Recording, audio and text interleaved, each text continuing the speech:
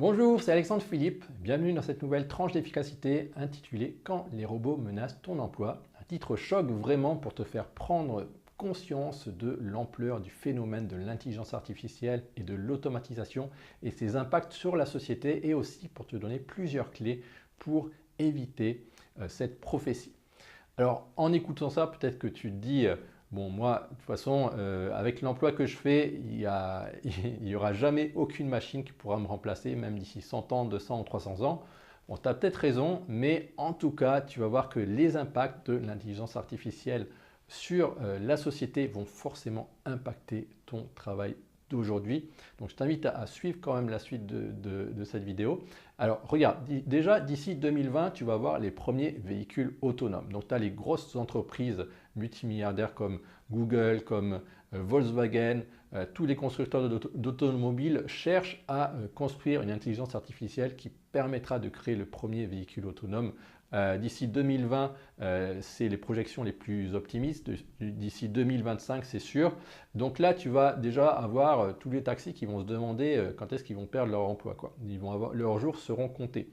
Et si tu regardes dans l'histoire de l'humanité, l'histoire récente, ben, qu'est-ce que tu as eu? Tu as eu la révolution industrielle, donc la mécanisation. Tu sais, les gens avant, ils bêchaient dans les champs et tout d'un coup, on leur a dit, OK, il y a un tracteur qui va te remplacer. Donc, du coup, ils sont partis où? Ils sont partis dans les usines, dans la métallurgie, dans ce genre de travail du secondaire.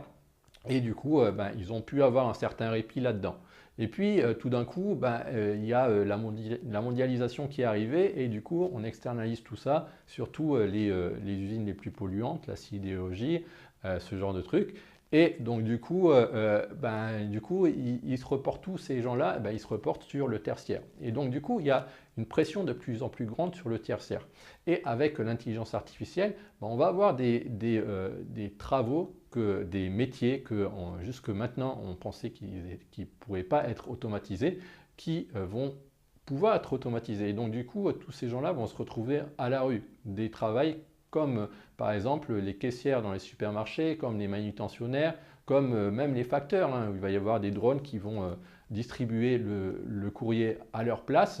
Et du coup, il va y avoir encore une pression de plus en plus grande. Et même aussi pour des emplois qu'aujourd'hui, qui sont purement des emplois de savoir et pas, où il n'y a rien, où il n'y a aucune mécanique dedans, comme la traduction.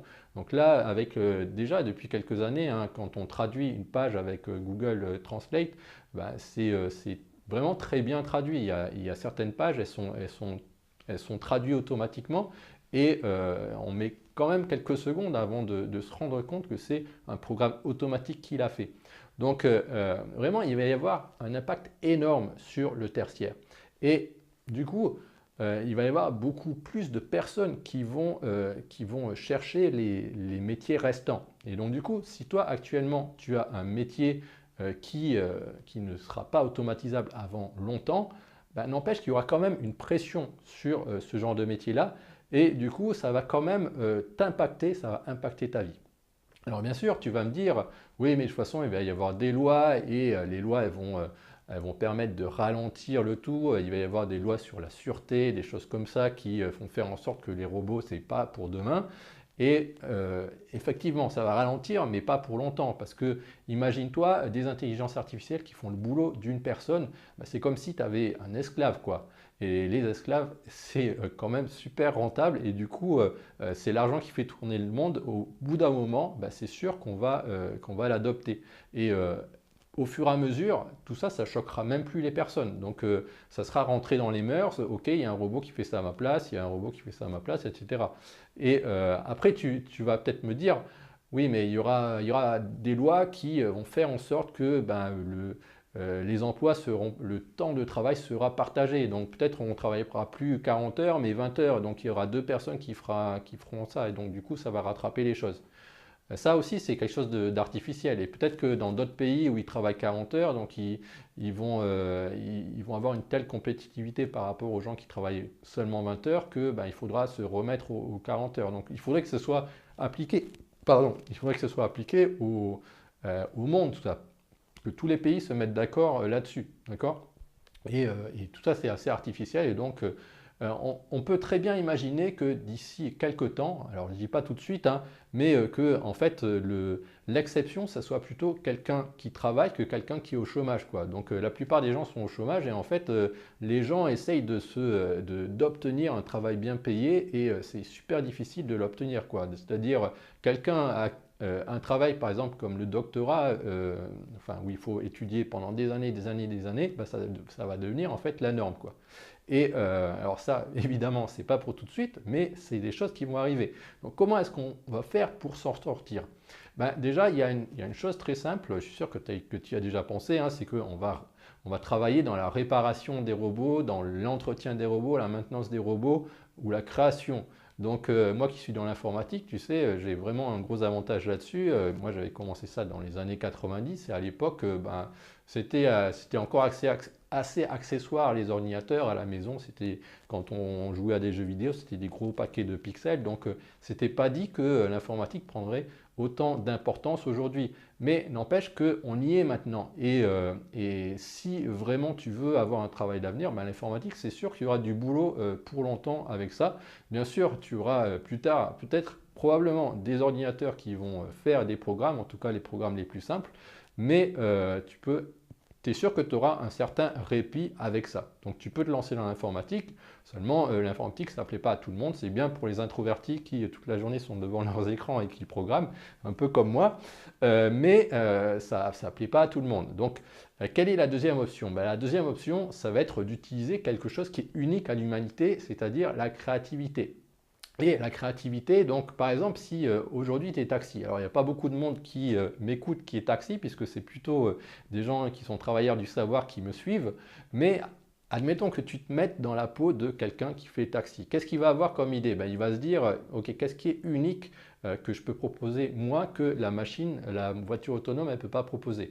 Eh ben, par exemple, le fait de faire visiter des monuments, donc, et en plus d'y rajouter une touche humaine, quoi. C'est-à-dire des anecdotes que les robots pourraient jamais répliquer, de l'humour. Les robots, je doute qu'ils aient un sens d'humour, de l'humour avant assez longtemps, en tout cas. Donc là, du coup, tu vas pouvoir créer ton emploi grâce à ça. Seulement, j'imagine que si tu es taxi, si, si tu y penses, eh bien, la majorité des autres taxis vont penser à la même chose. Donc du coup, ce genre de métier va devenir assez rare et du coup, il y aura beaucoup de gens il va y avoir beaucoup de compétition donc. Et donc du coup, il faudra vraiment devenir extrêmement bon il faudra vraiment tout connaître, quoi. Tous les monuments, tous les recoins de rue, toutes les anecdotes, toutes les dernières blagues, faudra que tu donnes tout, quoi, parce que ça sera vraiment quelque chose qui sera devenu difficile d'obtenir ce genre d'emploi. Et, euh, et donc c'est pour ça qu'il faut s'y prendre suffisamment tôt pour pouvoir construire ce capital, ce capital d'expertise qui va te permettre d'être la seule personne la personne indispensable, quoi, la personne qui est vraiment bonne dans ce domaine-là, quoi. Donc actuellement, peut-être, donc toi si tu es un travailleur du savoir, bah, ok, tu te sens plutôt, tu te sens pas très concerné par toutes ces choses de l'intelligence artificielle, mais n'empêche que si actuellement ta journée elle est ponctuée par des choses superficielles comme par exemple parler sur la messagerie instantanée, aller sur Facebook, participer à des réunions où on fait que brasser de l'air, ben, à ce moment-là, toi tu vas être visé aussi parce qu'il y aura peut-être certaines personnes qui vont être un petit peu plus, qui vont travailler un petit peu plus efficacement, du coup, qui vont obtenir ce capital d'expertise, un capital supérieur à toi. Et puis aussi, peut-être qu'au bout d'un moment, bah, tes patrons vont se rendre compte que, en fait, finalement, tu fais que brasser de l'air toute la journée et que tu ne travailles pas suffisamment efficacement pour être rentable. Et du coup, il va falloir changer de façon de travailler. Et la façon de travailler qu'il faut que tu adoptes, c'est de travailler en profondeur plutôt que superficiellement. Et comment est-ce qu'on fait pour travailler en profondeur plutôt qu'artificiellement? Eh bien, c'est la concentration, hein. J'en ai déjà parlé depuis ce mercredi. La concentration est absolument est absolument nécessaire pour ça. Donc ce mardi, on va en parler. Ce qui est très important pour bien se concentrer, c'est de ne pas être interrompu toutes les 2 minutes. Donc typiquement la messagerie instantanée, typiquement aller sur Facebook, les envies qui viennent, etc. Et c'est pour ça que moi je te propose mardi de créer une véritable machine à te concentrer avec ton ordinateur sous Windows. Moi j'ai Windows, donc il faut que tu aies Windows aussi et je vais te montrer 15 réglages que j'utilise pour pouvoir avoir vraiment une machine propice pour travailler. Donc je vais te montrer des choses comme par exemple comment bloquer les tentations. Donc sur les sites internet, comment bloquer Facebook, etc. Pas les bloquer entièrement, mais les bloquer, tu vas voir, il y a une façon pour bloquer, pour que en fait, si vraiment tu as besoin d'y aller, tu puisses le faire, d'accord? Mais par défaut, ça sera bloqué, tu auras un avertissement, ok? Et par contre, les sites où tu as besoin de travailler, ceux-là, ils ne seront pas bloqués. Après, je vais te montrer aussi comment paramétrer ton Windows pour éviter, tu sais, tous ces paramètres par défaut que Microsoft va mettre pour que tu consommes ces produits, comme par exemple, tu sais, le paramétrage qui fait que MSN se met comme page par défaut dans Internet Explorer ou des choses comme ça, tu vois. Et donc du coup, tu vas te débarrasser de tout ça et ça va t'éviter bien des fuites de concentration grâce à ça. Je vais te montrer aussi une méthode que j'ai appelée la méthode des bulles de concentration et tu vas voir, c'est assez simple à mettre en place.